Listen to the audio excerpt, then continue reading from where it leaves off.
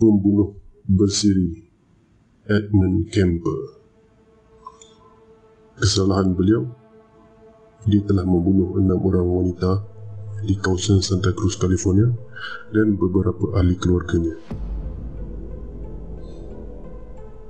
Kanak-kanak bermasalah Edmund Kemper dilahirkan pada 18 Disember 1948 di Burbank, California. Dia adalah anak kedua Edmund Emil Kemper II dan Clarnell Kemper.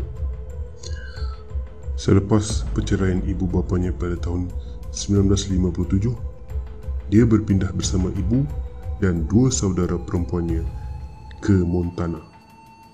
Kemper mempunyai hubungan yang sukar dengan ibunya yang alkoholik. Dia menyalahkan ibunya atas semua masalah yang dihadapinya. Ketika berusia 10 tahun, dia dipaksa tinggal di ruang bawah tanah, jauh dari saudara perempuannya kerana bimbang Edmund akan membahayakan mereka. Tanda-tanda masalah Edmund Kemper muncul lebih awal. Kemper menjalani kehidupan fantasi gelap. Kadang-kadang dia bermimpi membunuh ibunya. Dia memotong kepala anak patung saudara perempuannya dan bahkan memaksa mereka bermain permainan hukuman mati di kursi elektrik dan mati di bilik beracun, di mana dia memaksa mereka menutup matanya dan membawanya ke sebuah kursi dan dia akan berpura-pura sesak nafas sehingga dia mati. Mangsa pertamanya adalah kucing keluarga. Pada usia 10 tahun, dia menguburkan kucing hidup-hidup dan semasa Kemper berusia 13 tahun, dia menyembelih kucing yang malang dengan pisau.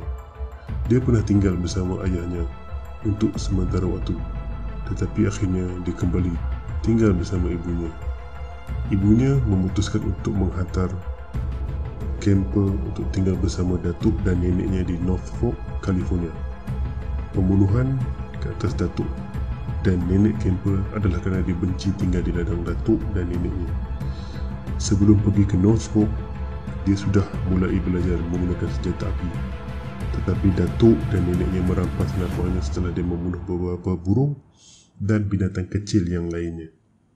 Pada 27 Ogos 1964, Kemper akhirnya melepaskan kemarahannya kepada datuk dan neneknya.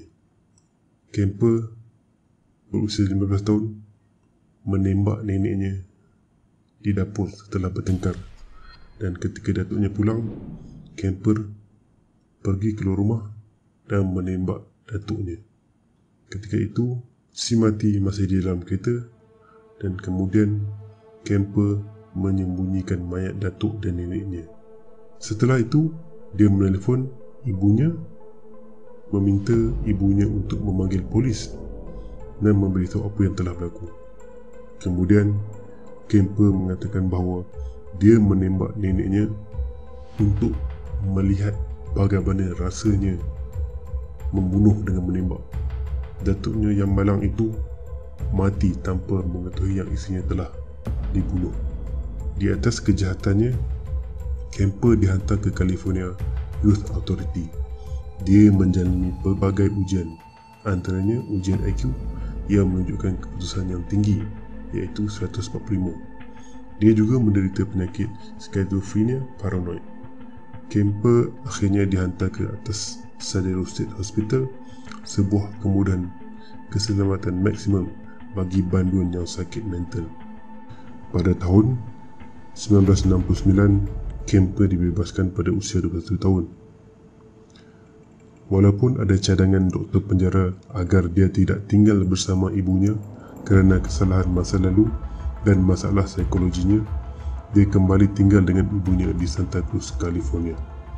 Ibu Kemper telah berpindah setelah mengakhiri perkahwinan ketiganya untuk bekerja di University of California. Di sana, Kemper menghadiri kuliah komuniti untuk beberapa waktu dan melakukan beberapa pekerjaan sebelum berjaya bekerja dengan Jabatan Pengangkutan pada tahun 1971. Kemper juga memohon untuk menjadi anggota pasukan polis negara tetapi dia ditolak kerana ukuran badannya. Beratnya sekitar 300 paun dan tingginya 6 kaki 9 inci yang menyebabkan nama panggilannya Big Ed.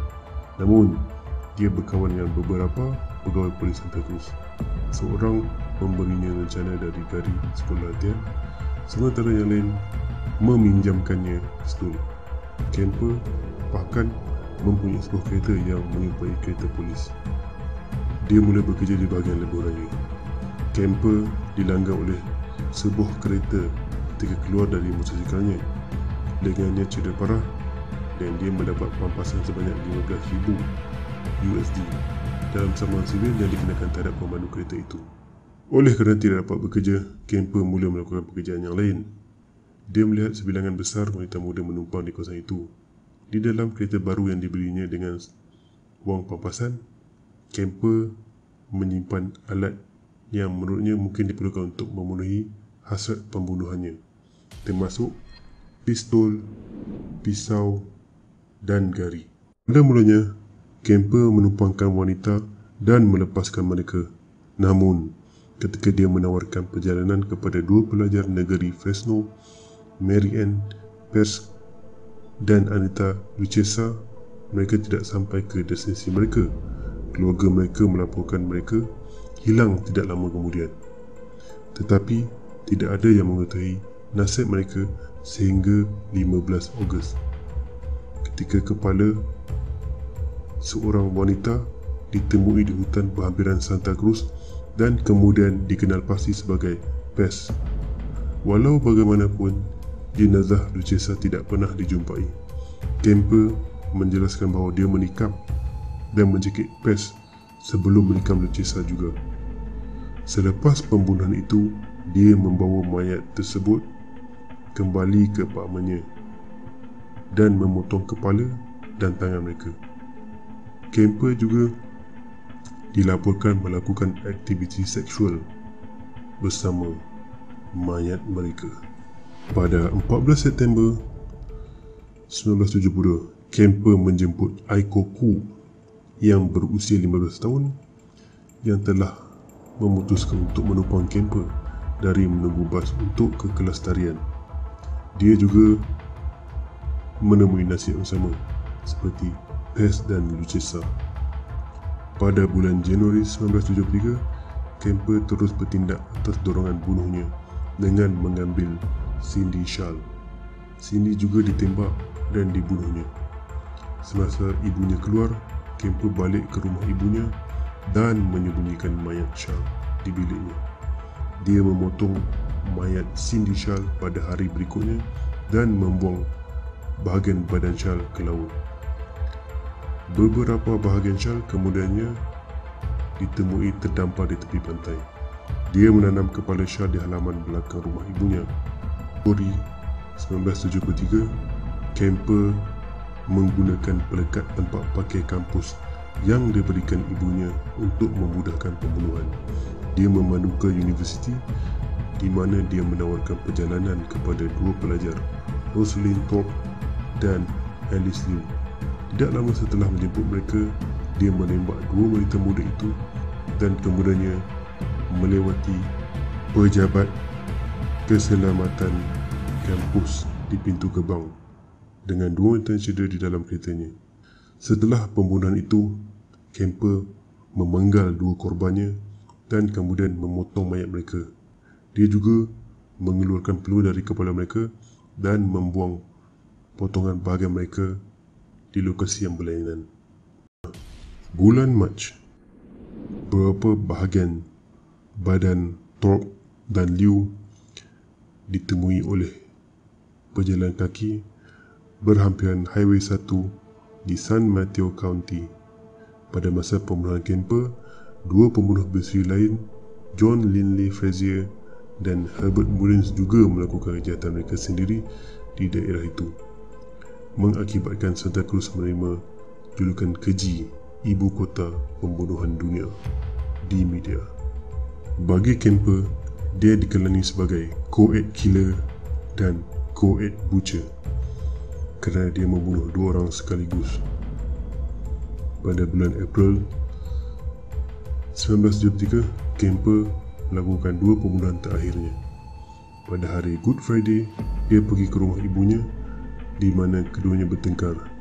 Kemper menyerang ibunya setelah dia tidur dengan memukul kepalanya dengan tukul dan kemudian memenggal lehernya dengan pisau.